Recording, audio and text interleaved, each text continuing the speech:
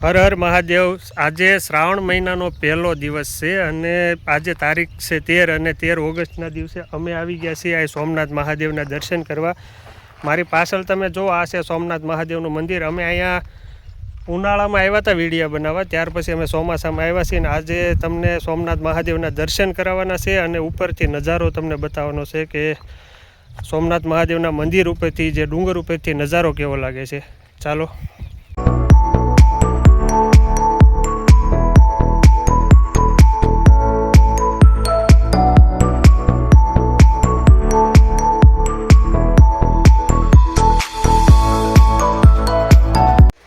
Har Har Mahadev friend, finally Somnath મહાદેવના ડુંગર ઉપર પહોંચી ગયા છીએ અને તમે મારી પાછળ જોઈ રહ્યા છો મહાદેવના દર્શન। ચાલો આપણે કરીએ અને મહાદેવને થોડી ઘણી પ્રાર્થના કરી કે શ્રાવણ મહિનો છે તો ચાલો મહાદેવના દર્શન કરી।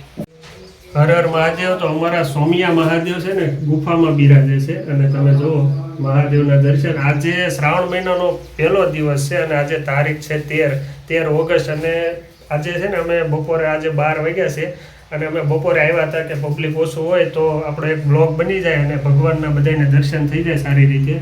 તો તમે પણ મહાદેવના દર્શન કરો અને હું જળ અભિષેક કરી દઉં। થોડાક મહાદેવને આપણે રીઝવીએ કેમ કે શ્રાવણ મહિનો છે, પવિત્ર શ્રાવણ મહિનો, વર્ષમાં એક મહિનો જ આવે છે તો ભગવાનને આપણે રીઝવીએ। હર હર મહાદેવ।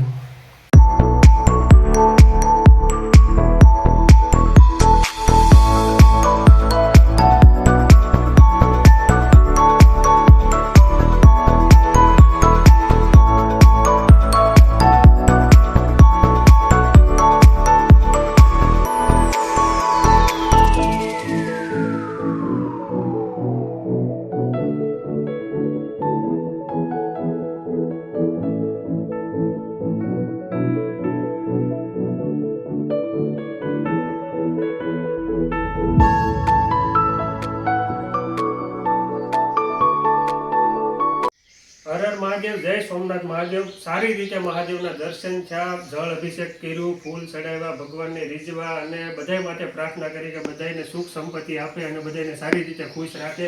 હવે અમે અહીંયા બેઠા હતા ને એટલે અમને વિચાર આવ્યો કે હજી મેં મારા પહેલા બ્લોગમાં અહીંથી શરૂઆત કરી હતી, ગુફાઓ બતાવી હતી, આમાં પણ ગુફા આપણે હજી એકવાર બતાવી દઈએ। શ્રાવણ મહિનો છે અને બધા આવતા હોય તો ઘણા લોકોને ખ્યાલ ન હોય કે અહીંયા ગુફા છે એમ, તો ચાલો આપણે જઈએ ગુફા તરફ। તો ફ્રેન્ડ છે ને આ ગુફા છે અને આ છે ને ઘણા વર્ષો જૂની ગુફા છે। આની અંદરથી સૂતા જવું પડે અને આવી રીતે અહીંથી બેસીને પાછું ઉપર નીકળવું પડે। પણ હું તમને એક વસ્તુ કહી દઉં, અમે ઘણા વર્ષોથી આવીને અમે ક્યારેય ગુફામાં અમે નથી જતા, નાના હતા ત્યારે 1-2 વાર ગયેલા છીએ, પણ હવે તમે જાતા નહીં કેમ કે અહીંયા છે ને એરું વીસી સાપ બધું હોય, આ બધી જૂની જગ્યાઓ છે એટલે ખાસ કરીને આવી રીતે ગુફામાં કોઈએ જવું નહીં, ખ્યાલ રાખવો। જોવા જેવી ઘણી બધી જગ્યા છે, આની ઉપર ડુંગર ઉપર જઈ અને બહુ સારા ફોટા આવે, ભગવાનના દર્શન થાય, પણ આવી રીતે કોઈ ગુફામાં જઈને સાહસ કરવો નહીં કેમ કે અહીંયા છે ને આ બધી જૂની જગ્યાઓ છે એટલે ખાસ કરીને ધ્યાન રાખવું।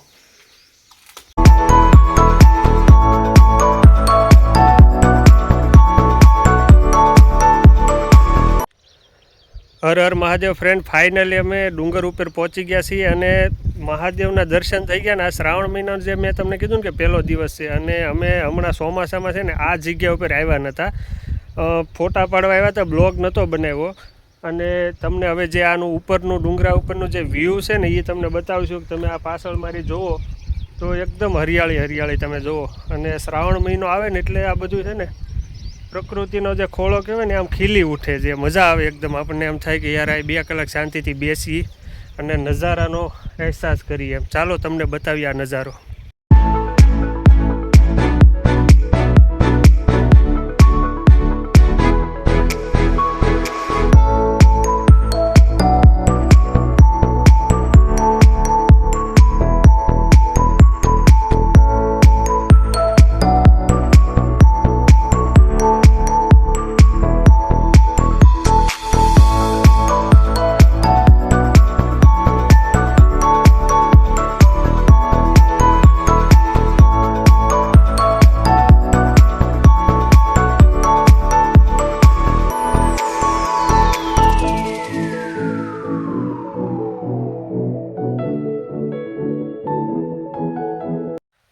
હર હર મહાદેવ ફ્રેન્ડ, જય સોમનાથ મહાદેવ. તો આ બ્લોગ અહીંયા સમાપ્ત કરી છે અને અમારો બ્લોગ કેવો લાગ્યો તો એકવાર લાઇક શેર અને સબસ્ક્રાઈબ કરવાનું ભૂલતા નહીં અને કોમેન્ટમાં હર હર મહાદેવ લખજો. જય માતાજી, હર હર મહાદેવ.